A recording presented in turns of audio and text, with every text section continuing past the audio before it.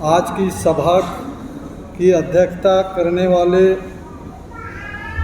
हमारे मुख्य अतिथि अनिल कुमार माने जी, मंच पर बैठे हुए सभी सम्मानित साथियों और दूर दराज से आए हुए मेरे माता पिता, भाइयों एवं बहनों,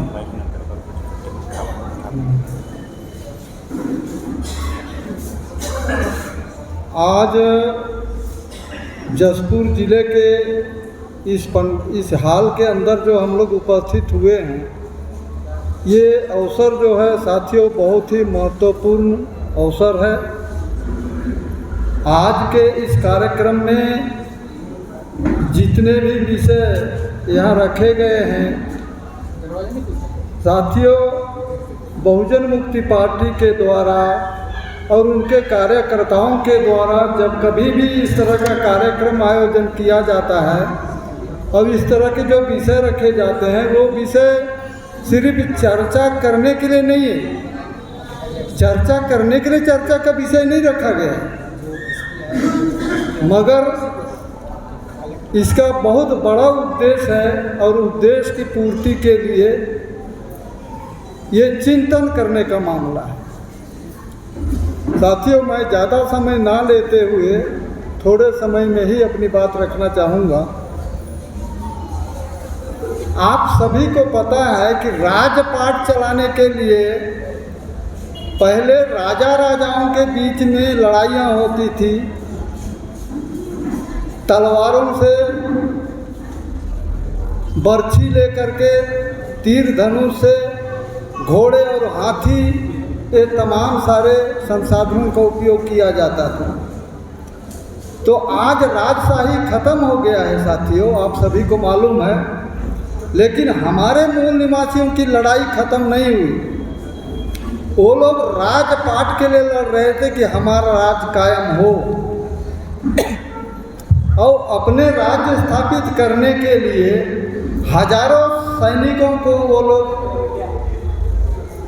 शहीद होने के लिए छोड़ देते थे।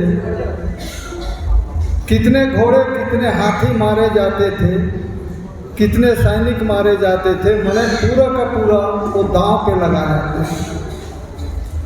आज़ाद भारत में आज की तारीख में आज 75 साल हो गए, अभी वो लड़ाई नहीं है। अभी तलवार, बंदूक, हाथी, घोड़ा ये सब लेकर के लड़ाई लड़ने का मामला नहीं। अब लोकतांत्रिक देश में लड़ाई का तरीका बदल गया। लोकतांत्रिक देश में अब जिसका बहुमत होगा, जिसको ज़्यादा वोट मिलेंगे, वही राजपाट चलाएगा, ये सिद्धांत माना गया। साथियों, आज़ादी से पहले हमारे महान पुरखे जो लड़ाइयाँ लड़ रहे थे, महामना ज्योतिबा फुले, रामासामी पेरियार, बाबा साहब अम्बेडकर, छत्रपति साहू जी महाराज, इन सभी लोगों की जो विचारधारा थी, उनका जो मकसद था कि देश में आम लोगों के बीच में, आम जनता के बीच में भाईचारा बना रहे। इसलिए उन्होंने समता, स्वतंत्रता, बंधुता और न्याय पर आधारित समाज और राष्ट्र का निर्माण करना चाहिए, इसके लिए उन्होंने काम किया। आज 75 साल की अवधि बीत चुकी है। आप लोग कल्पना करिए, क्या हमारे समाज में, पूरे भारतवर्ष में समता कायम हुआ? क्या चिंतन करने की बात है। क्या सभी लोगों को स्वतंत्रता मिल गई? ये चिंतन करने का मौका। बंधुता, क्या भाईचारा पूरे समाज में दिखाई देता है? और क्या पूरे समाज में न्याय व्यवस्था कायम है? चिंतन करने का मामला है साथियों। तो हमारे जो मूल निवासी महान पुरखों की जो विचारधारा थी, समता, स्वतंत्रता, बंधुता और न्याय पर और राष्ट्र का निर्माण करने का वही विचारधारा लेकर के आंदोलन करते करते, उस आंदोलन से जुड़ते जुड़ते हमारे लोगों ने उसी विचारधारा को लेकर के बहुजन मुक्ति पार्टी का निर्माण किया।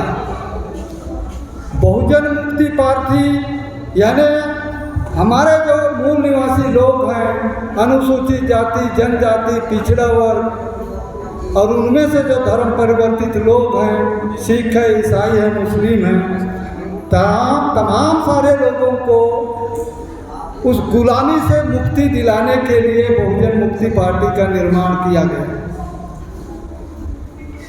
साथियों,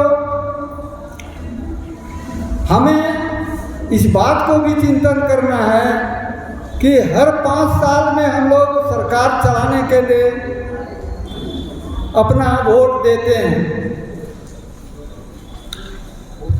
लेकिन गौर करने वाली बात है, आप सभी लोग इस बात को थोड़ा ध्यान देंगे, चिंतन करेंगे कि 75 साल की आज़ादी के बाद, चाहे वो विधानसभा का चुनाव हो, चाहे वो संसदीय चुनाव हो, चाहे कोई भी चुनाव हो, जिन लोगों को हम लोग वोट दे करके संसद में भेजा, जिन लोगों को हम लोग वोट दे करके विधानसभा में भेजा, वो लोग हमारी समस्याओं के ऊपर सभा में, संसद में बात रखेंगे।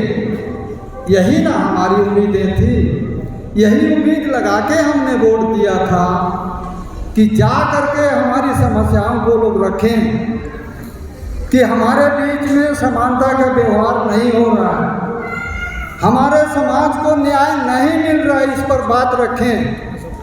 यही सोच करके हमने वोट दिया था। लेकिन साथियों, हर 5 साल में हम जब भी चुनाव आता है वोट दे करके भेजते हैं, मुझे ऐसा लगता है कि हर 5 साल में हम लोग धोखा खा जाते हैं। जिन लोगों को हम चुन के भेजते हैं, उनको बोलने के लिए भेजते हैं, हमारी बात रखने के लिए भेजते हैं, जिनको बोलने के लिए भेजते हैं वहाँ बोलता ही नहीं है। जब बोलने के लिए भेजे वो वहाँ बोल नहीं रहा है, फिर भी से हम 5 साल में फिर धोखा खा जाते हैं, फिर ऐसे ही लोगों को चुन के भेजते हैं। साथियों, जितनी भी पार्टियां अभी देश में राजनीतिक पार्टियां बनी हैं, वो कोई भी पार्टी मूल निवासी समाज के कल्याण के लिए नहीं, वो मूल निवासी समाज के कल्याण की बात करता नहीं। इसीलिए बहुजन मुक्ति पार्टी का निर्माण किया गया है। और हमारे समाज के लोग आज तक ये पहचान नहीं पा रहे हैं कि हमारा मूल निवासी समाज का संगठन कौन सा है, कौन सी पार्टी है, कहाँ हमें वोट देना चाहिए। अभी तक हम लोग निर्णय ही नहीं ले पा रहे। हमें अभी तक लगता है कि कांग्रेस ही हमारा पार्टी है, वो पुरखे दिन से हमारे पुरखे लोग देते आए हैं, कांग्रेस ही हमारा पार्टी है, बीजेपी ही हमारा पार्टी है। अरे भाई, तो 75 साल बीत चुके, आप दोनों पार्टियों को जिताते रहे, आपकी समस्या का समाधान हुआ क्या?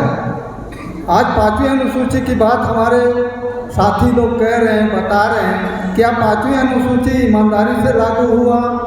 आदिवासी क्षेत्र की जंगलों की कटाई हो रही है, हसदेव क्षेत्र में, जहां हमारे लोग अपने हक अधिकार की बात करने के लिए सड़क पे उतरते हैं, आंदोलन करते हैं, संविधान के दायरे में रहकर, उसके बावजूद उनको नक्सली घोषित कर दिया जाता है। तो कितना भयानक मामला चल रहा है साथियों। इसलिए आज हमें चिंतन करने की ज़रूरत है, मंथन करने की ज़रूरत है। हमारे बुद्धिजीवी वक्ता लोग यहाँ पर उपस्थित हैं, वो लोग अपनी बात रखेंगे। उन बातों को आप लोग ध्यान से सुनिए और समझने का प्रयास कीजिए। साथियों, बोलने को तो बहुत कुछ था, लेकिन समय की मर्यादा को ध्यान में रखते हुए मैं समझता हूँ कि मुझे अपनी बात यहीं पर विराम कर देना चाहिए।